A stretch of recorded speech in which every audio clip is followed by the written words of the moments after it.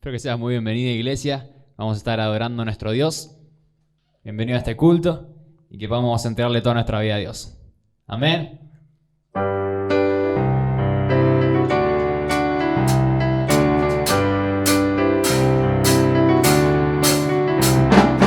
Bueno es alabar, oh Señor, tu nombre, darte gloria, honra y honor. Por siempre bueno es alabarte, Jesús, y gozarme en tu poder. Bueno es alabar.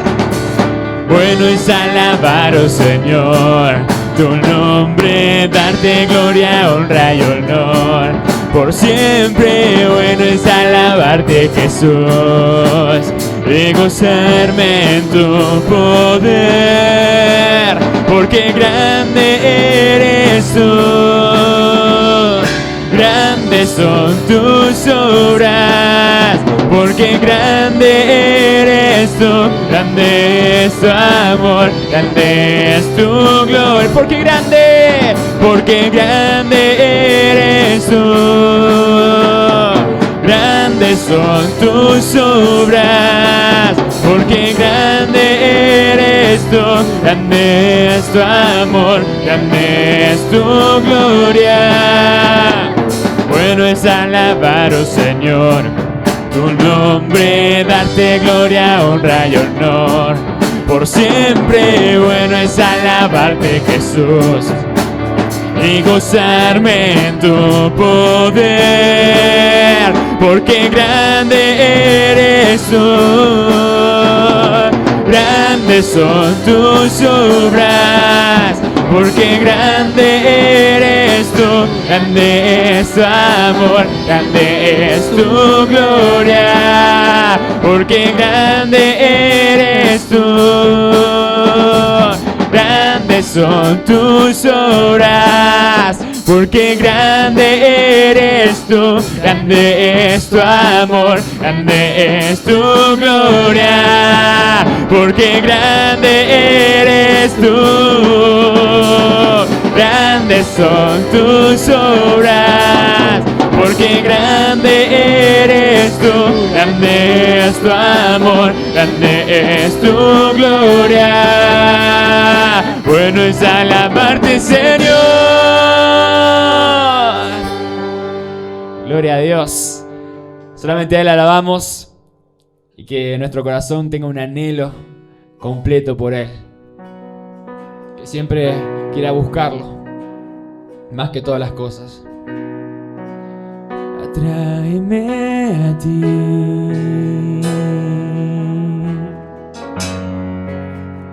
no me dejes ir, lo rindo todo una vez más, a cambio de tu amistad. Yo te anhelo a ti,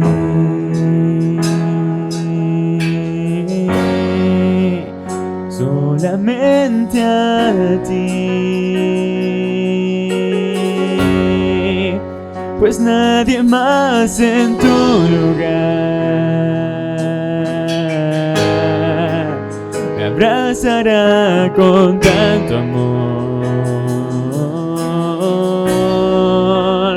Guíame, Señor, de regreso a ti. Te anhelo a ti, Señor, te necesito. Te anhelo a ti. Dime que cerca estás, atráeme a ti,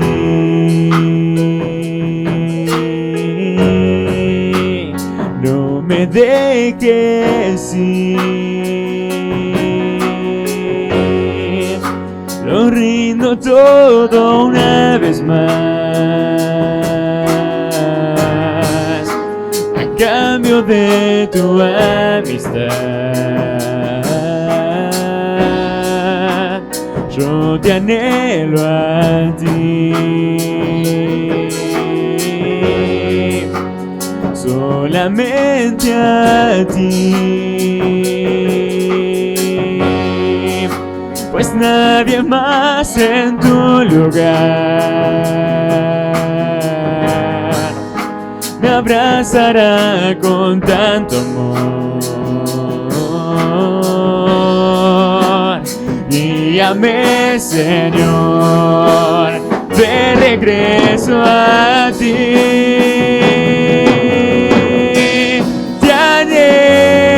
A ti, Señor, te necesito, te anhelo a ti. Dime que cerca estás, te anhelo a ti.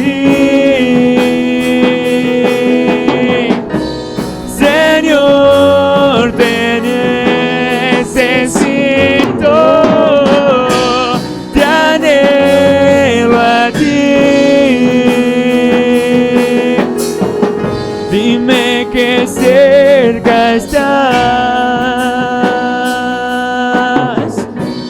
te anhelo a ti. Señor, te necesito, te anhelo a ti. Dime que cerca estás. Dios te bendiga mucho, iglesia. Les doy la bienvenida, me alegro mucho de verlos, de ver a todos los hermanos y hermanas preciosos en Cristo, doy gloria a Dios. Y vamos a seguir reflexionando juntos, pensando bien sobre lo que nos enseña la palabra de Dios en el segundo libro de Samuel, capítulo 12, del 1 al 14. Ya es como la tercera vez, y más por supuesto, que estamos leyendo este pasaje, que muy bien nos sirve para introducir, por ejemplo, algo que queremos decir, así como lo hizo Natán. Miren, antes que leamos el pasaje, el otro día me encontré con un miembro de otra iglesia y encaró la conversación como si fuera Natán, este profeta que interpeló a David, es decir, que lo confrontó y le contó como un cuento de algo que podría haber pasado, pero en realidad pasó. Y este muchacho que encontré de otra iglesia me dice: pastor, ¿qué haría usted con una persona que está recibiendo a la gente como si fuera un ejemplo? Y esta iglesia en la que este muchacho participa no tiene un ministerio de seguridad como el nuestro. No es porque sea mejor ni diferente, en realidad ellos encaran el ministerio de otra manera, pero me dice: ¿qué haría usted con una persona que está recibiendo a la gente en la entrada y sin embargo fuma? Y yo me sentí como pensando que era Natán quien me estaba confrontando a mí con el rey David. Dijo: uy, este sabe algo de alguien de nuestro ministerio de seguridad. Lo primero que pensé, miren qué mal pensado puede llegar a ser uno. Y me dice: no, porque esa persona que fuma soy yo. Y quiero decirle lo que hice. Yo fui al pastor y le dije: pastor, yo reconozco que estoy fumando y no tengo autoridad moral para estar en este lugar en el que usted me puso. Por lo tanto, voy a renunciar. Y esta persona me preguntaba qué hubiera hecho yo. Y yo le decía: bueno, te felicito por haber renunciado, porque tarde o temprano los vicios se descubren. En realidad todo se descubre. Y un vicio es como cualquier otro. Un vicio es algo que nos domina. Puede ser la adicción, puede ser el alcohol, puede ser la pornografía, puede ser el cigarrillo. Es un dominio externo de una herramienta del diablo que tiene para manejar nuestras vidas a su antojo. Y yo le conté mi caso. Yo le dije, mira, yo tenía el vicio del alcohol cuando era muy joven. Sin embargo, entré a Cristo, entré a la iglesia, entré a la presencia de Dios. ¡Pum! Dios me liberó definitivamente. No me preguntes cómo hizo para que yo dejara de beber o que deseara seguir bebiendo. No lo sé. Pero Dios hizo el milagro en mi vida. ¿Por qué digo esto? Porque así como Natán interpeló a David, y ahora vamos a leer el texto que ya lo hemos leído varias veces, pero fíjate lo que dice en el segundo libro de Samuel, capítulo 12, del 1 al 14. Jehová envió a Natán a David, y viniendo a él le dijo, Natán era un profeta enviado por Dios, y fue a encontrarse con el rey David. Y viniendo a él le dijo, había dos hombres en una ciudad, el uno rico y el otro pobre. El rico tenía numerosas ovejas y vacas, pero el pobre no tenía más que una sola corderita que él había comprado y criado, y que había crecido con él y con sus hijos juntamente, comiendo de su bocado y bebiendo de su vaso y durmiendo en su seno, y le tenía como a una hija. Y vino uno de camino al hombre rico, y éste no quiso tomar de sus ovejas y de sus vacas para guisar para el caminante que había venido a él, sino que tomó la oveja de aquel hombre pobre y la preparó para aquel que había venido a él. Entonces encendió el furor de David en gran manera contra aquel hombre, y dijo a Natán, vive Jehová, que el que tal hizo es digno de muerte, y debe pagar la corderita con 4 tantos, porque hizo tal cosa y no tuvo misericordia. Entonces dijo Natán a David, tú eres aquel hombre. Así ha dicho Jehová, Dios de Israel, yo te ungí por rey sobre Israel y te libré de la mano de Saúl. Y te di la casa de tu señor y las mujeres de tu señor en tu seno. Además te di la casa de Israel y de Judá, y si esto fuera poco, te habría añadido mucho más. ¿Por qué, pues, tuviste en poco la palabra de Jehová, haciendo lo malo delante de sus ojos? A Urías Eteo heriste a espada, y tomaste por mujer a su mujer, y a él lo mataste con la espada de los hijos de Amón, por lo cual ahora no se apartará jamás de tu casa la espada. Eso es violencia, por cuanto me menospreciaste, y tomaste la mujer de Urías Eteo para que fuese tu mujer. Así ha dicho Jehová, he aquí yo haré levantar el mal sobre ti de tu misma casa, y tomaré tus mujeres delante de tus ojos, y las daré a tu prójimo, el cual yacerá con las mujeres a la vista del sol. Porque tú lo hiciste en secreto, mas yo haré esto delante de todo Israel y a pleno sol. Entonces dijo David a Natán, pequé contra Jehová, y Natán dijo a David, también Jehová ha remitido tu pecado. No morirás, mas por cuanto con este asunto hiciste blasfemar a los enemigos de Jehová, el hijo que te ha nacido ciertamente morirá. Fíjense, leo este último versículo, mas por cuanto con este asunto hiciste blasfemar a los hijos de Jehová, el hijo que te ha nacido ciertamente morirá. Aquí nosotros vemos lo que pueden llegar a ser consecuencias que ni siquiera tenemos en cuenta. Pero un pecado desencadena una serie de tragedias y de cosas que ni siquiera nos imaginamos en qué puede llegar a terminar. Pero dice, tú hiciste con este asunto blasfemar a los enemigos de Jehová. ¿Por qué? Porque todo lo que nosotros hacemos mal, todo el pecado que cometemos, todos los errores que cometemos, da que hablar. La gente se entera, todo el mundo lo sabe. Iluso pensar que no se van a enterar. Eso lo digo siempre. ¿Por qué? Porque la Biblia nos enseña eso. La Biblia dice, tarde o temprano tu pecado te alcanzará. Y yo digo, trata de llegar a Dios antes de que te alcance el pecado, para pedirle perdón a Dios, para pedirle misericordia a Dios. Porque si te alcanza el pecado antes de que llegues a Dios, bueno, va a haber tragedias, va a haber consecuencias, va a haber un montón de cosas que van a doler muchísimo. Y aquí David sufrió, y sufrió innecesariamente. ¿Por qué? Y ahora, para que no nos pase lo que le sucedió a David, vamos a ver qué es lo que pasó con David. Para que no nos pase lo que le pasó a él. Nosotros tenemos que aprender de la Escritura y ser sabios para disfrutar de la presencia de Dios y de la vida que Él quiere que tengamos, que es abundante y eterna. Pero si vos sabés Hay mucha gente que no tiene vida abundante y tampoco eterna. Por eso vamos a ver entonces, para que no nos pase lo que le sucedió a David. En primer lugar, David tuvo en poco la palabra de Dios. Tuvo en poco la palabra de Dios. En el versículo 9 dice, ¿por qué pues tuviste en poco la palabra de Jehová? Tener en poco la palabra de Dios es no prestarle atención a la Biblia, es no llevarle el apunte a lo que la Biblia dice. Y me atrevo a decir que muchas personas no leen la Biblia, por lo tanto no la conocen, no saben cuál es la voluntad de Dios, cuáles son los mandamientos de Dios, qué es lo que Dios quiere, desea para el mundo y para nuestras vidas. Hay muchas personas que ignoran por completo eso. Se creen que porque han aprendido un versículo de memoria ya es suficiente. Sin embargo, la Biblia nos revela todos los días la voluntad de Dios. Y nosotros tenemos que estar permanentemente ligados a Dios, enterados de la voluntad de Dios. Y te pregunto, ¿conoces la voluntad de Dios para tu vida? Hay personas que no la conocen. Hay personas que viven por vivir, durando nada más.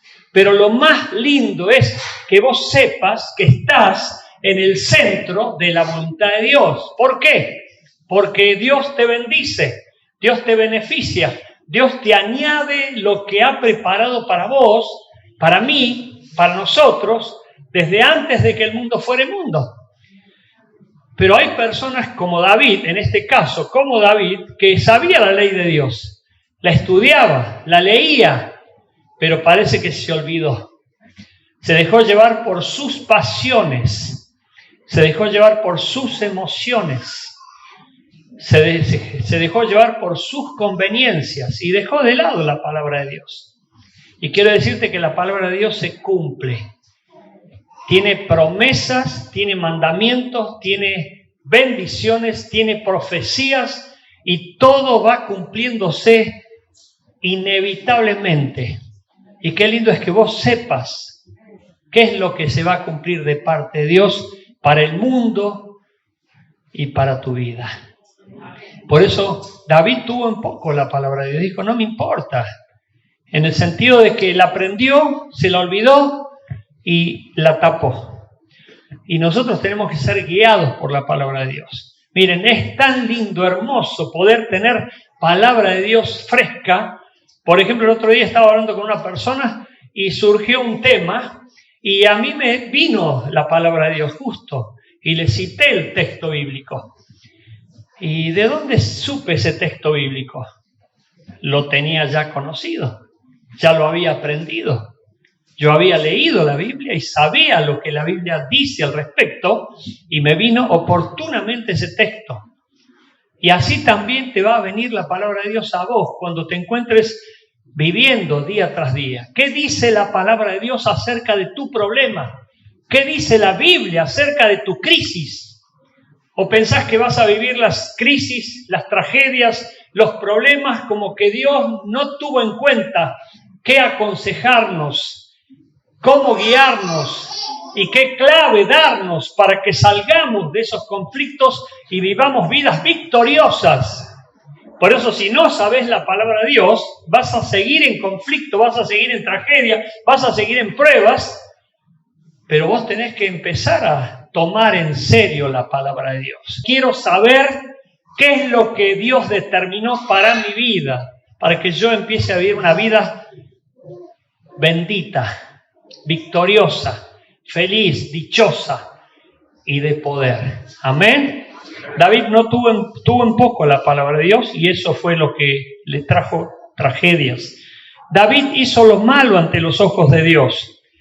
Dice el profeta Natán en el versículo 9, haciendo lo malo delante de sus ojos.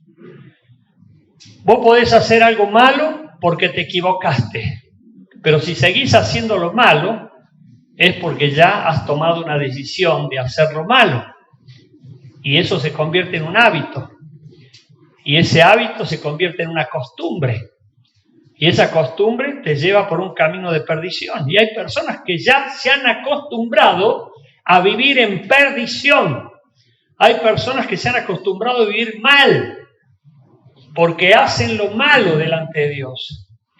Y vos tenés que acostumbrarte a hacer lo bueno delante de Dios. Y a mí me llama la atención que no dice delante de la gente, porque hacer lo malo delante de la gente, escuchá, hacer lo malo delante de la gente no es tan común.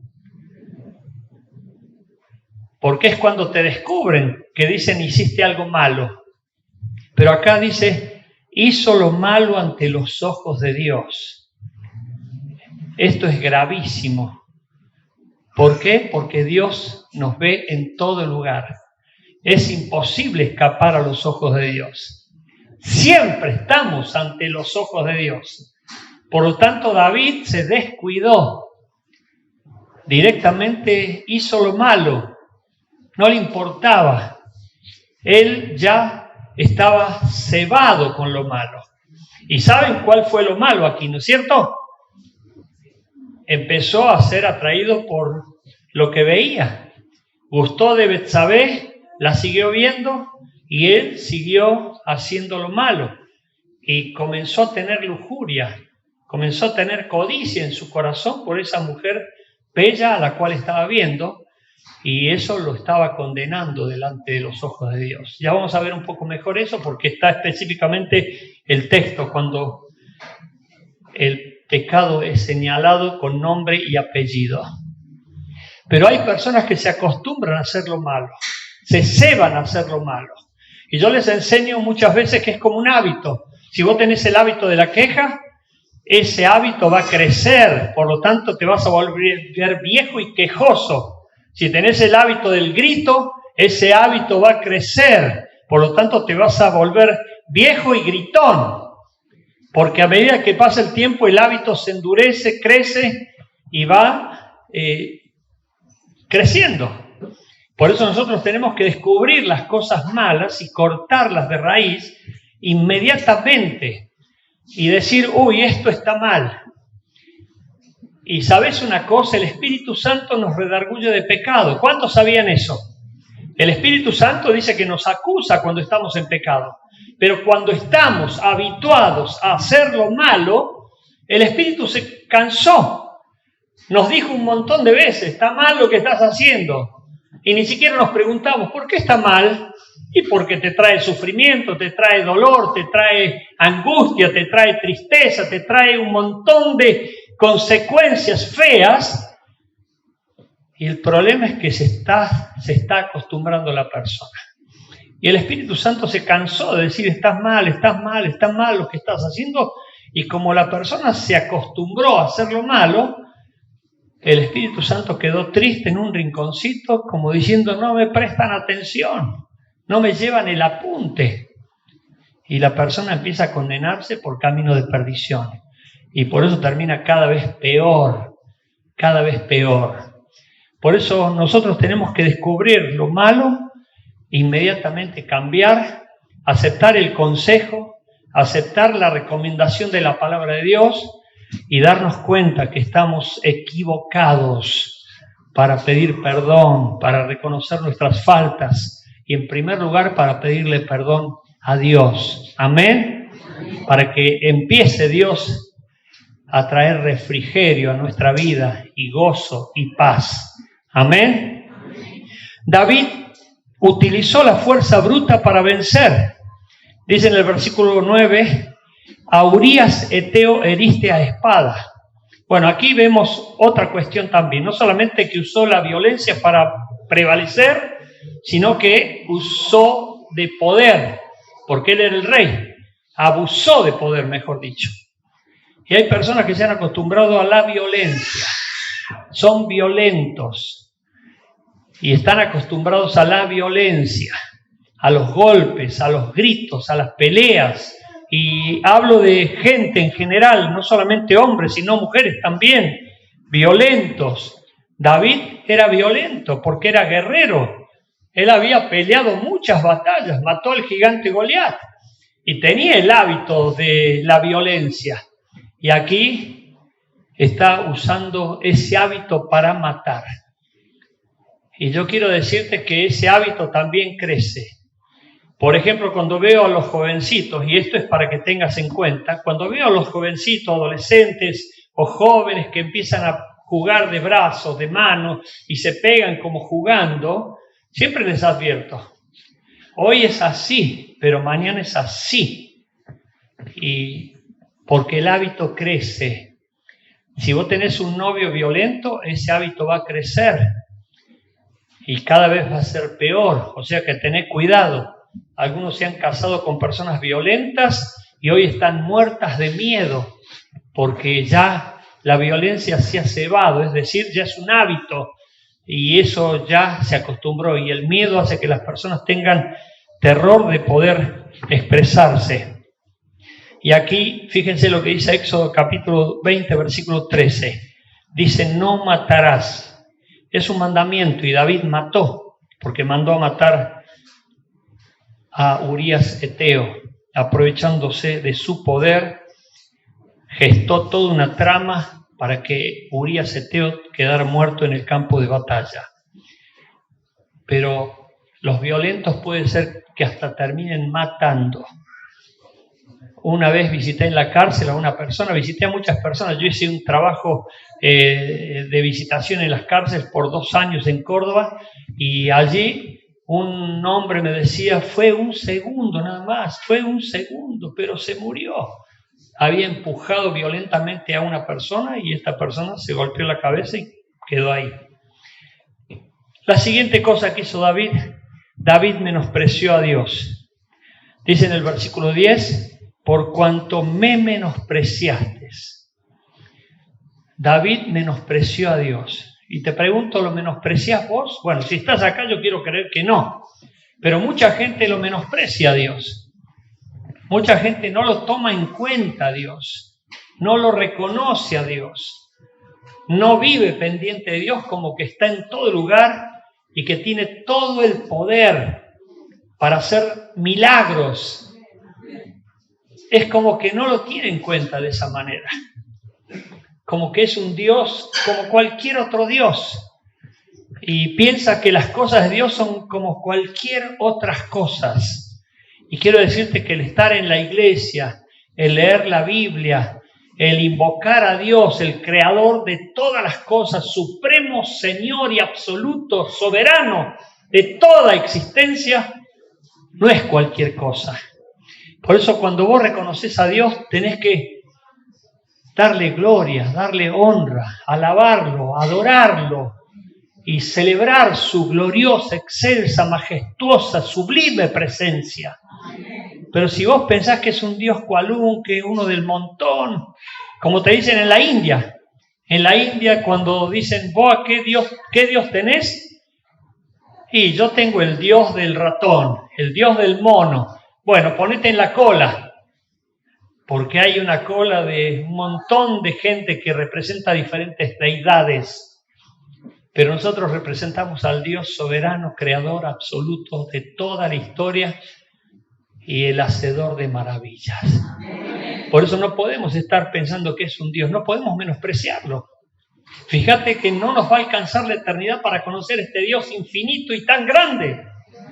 Por lo tanto, no podemos menospreciarlo. Y hay personas que lo hacen. ¿Y cómo lo hacen? Cuando piensan que no está. Cuando piensan que es cualquier cosa. Cuando piensan que es algo así como para ignorar.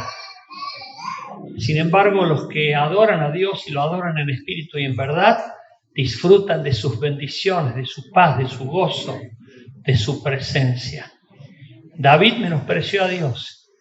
No lo tuvo en cuenta y así le fue. David adulteró tomando la mujer de su prójimo también.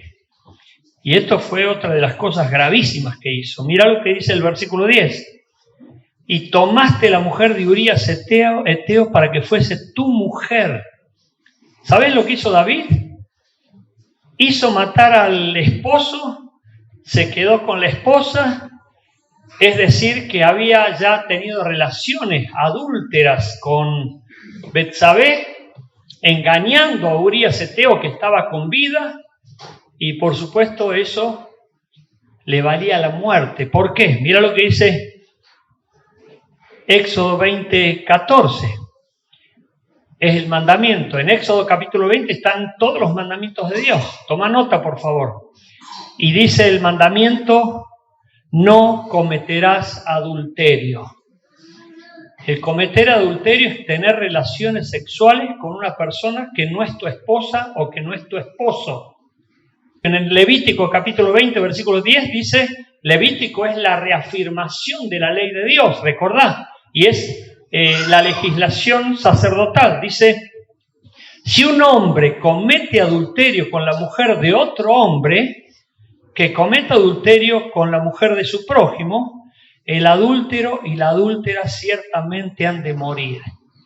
O sea, la ley establecía que si había adulterio, había muerte por esa culpa, por ese pecado. Por lo tanto, no es poca cosa. Y hay que tener mucho cuidado. ¿Por qué? Porque Jesús va más allá todavía. Y ahora presten atención, hombres y mujeres. Por favor, miren lo que dice Mateo 5:28. Pero yo les digo, dice Jesús, que todo el que mira a una mujer para codiciarla, ya adulteró con ella en su corazón. O sea, el que mira a una mujer, en este caso dice el que mira a una mujer, puede ser mirar a un hombre también, para codiciarlo o para codiciarla, ya adulteró con ella en su corazón. Y en este sentido Jesús es más incisivo, es decir, va más al fondo, ya hurga en el interior de una persona. ¿Por qué? Porque nuestras miradas no son inofensivas. Nuestras miradas pueden estar cargadas de pecado. Por eso hay que tener mucho cuidado. A mí me gusta enseñar que la mirada del líder tiene que ser en dos aspectos. En primer lugar, de reconocimiento y de evaluación. Pero eso puede ser con una mirada nada más. Pero cuando ya mirás 2 veces o 3 veces, ya eso puede estar cargado de lujuria y está cargado de pecados. Por eso ya estás adulterando en tu corazón. Ya hay algo que te genera pecado, porque ya estás con la mente volando, imaginándote cualquier cosa con esa persona a la cual estás viendo. Por eso, hombres y mujeres, cuidado con lo que ven. Pero al mismo tiempo también, hombres y mujeres, cuidado cómo se muestran para que otros los vean. Porque no sé si saben que el maligno y la moda hace que muchas personas vistan para atraer la mirada ajena. Y si me visto de una manera, no me van a ver. Por lo tanto, voy a tratar de lucirme de tal manera para que me vean. Y esa mirada puede estar cargada de lujuria, de pecado. Y qué triste sería que un joven o una joven, un hombre o una mujer estuviesen deseando atraer la mirada lujuriosa del otro para pecar. Eso obviamente hace cómplice también a quienes están teniendo una intención de atraer la mirada del otro con fines pecaminosos. ¿Cuáles son las consecuencias? Vamos a ir rápidamente a las 3 consecuencias que vemos aquí. En primer lugar, habrá mal para David y toda su casa. Y eso es para nosotros también, igual. Dice el versículo 11, así ha dicho Jehová, he aquí yo haré levantar el mal sobre ti de tu misma casa, y tomaré tus mujeres delante de tus ojos y las daré a tu prójimo, el cual yacerá con tus mujeres a la vista del sol. Bueno, esto es tragedia pura. Es decir, que el mal se levanta de la misma casa, de la misma familia. Es decir, que es una familia convulsionada, llena de turbulencias pecaminosas. Es como que todo el pecado de David trajo maldición a su propia familia, a su propia casa. Y nosotros tenemos que tener mucho cuidado, porque nosotros podemos ser factores de bendición o factores de maldición. En este caso, David fue factor de maldición. Lo que él hizo desencadenó tragedia para toda su familia. Por eso nosotros tenemos que prever consecuencias, prever lo que va a suceder con lo que hacemos. ¿Esto que estoy haciendo es inofensivo? No, no hay nada inofensivo. Todo lo que hacemos puede desatar bendición o maldición. David acá ni siquiera pensó en las consecuencias y trajo maldición y consecuencias horribles para toda su familia, a tal punto que de su misma casa se levantaron traidores y por supuesto enemigos, que eran sus propios hijos. Y qué horrible que los miembros de una familia se estén matando, boicoteando y haciendo daño. Es horrible eso. Cuando los miembros de una familia pelean por dinero y se matan y se están hablando mal, pésimamente con los vecinos y con quienes sean. En segundo lugar, será escarnecido públicamente. Otra cosa horrible. Versículo 12 dice, porque tú lo hiciste en secreto, mas lo haré. Yo haré esto delante de todo Israel a pleno sol. O sea que a lo mejor David pensó que nadie lo veía. Dijo, ¿quién me va a ver? Es una cañita al aire. Bueno, nadie me ve, está oscuro. Nadie me conoce en este lugar. Así que voy a aprovechar. Y bueno, lo estaba viendo Dios. Dios nos está viendo en todo lugar. Dice, vos lo hiciste en secreto, pero yo lo voy a hacer en público. ¿Y qué dice la Biblia? Que Dios recompensa a quienes están haciendo cosas buenas en secreto. Te vi orar en secreto, pues te voy a recompensar en público.